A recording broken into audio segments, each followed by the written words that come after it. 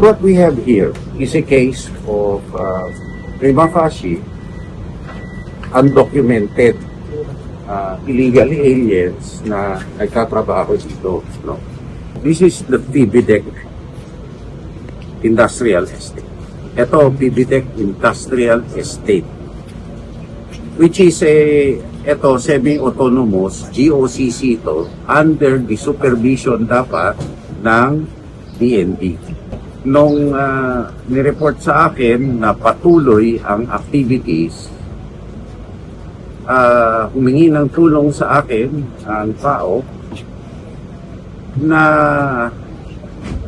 gawin ng operation. Ito ang pag-aari ni Tony Yang, na kapatid ng notorious na drug lord na si Michael Yang.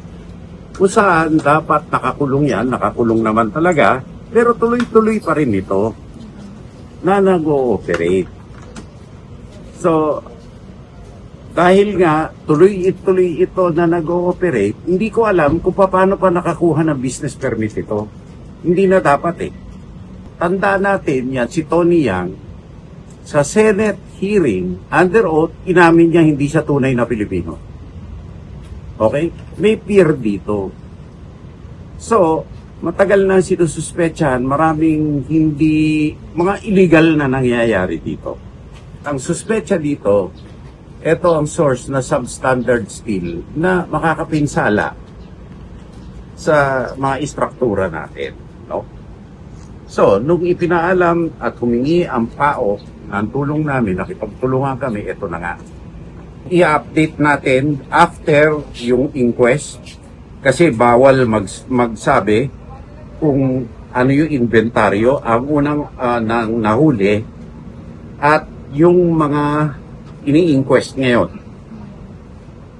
Meron preliminary nagsasabi yung Chinese nationals may dokumentado, may hindi dokumentado.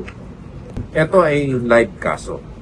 Binabalaan namin kung sino man ang magtatangkang makialam sa kaso na to, kakasuhan namin ng obstruction of justice, kahit sino pa yan.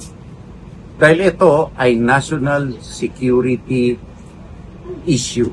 Kung merong pinsala sa community hazard, sa nature ng material, ang OCD ay nakatalaga na mag-coordinate din para sa ganon, it can be mitigated and attended to properly.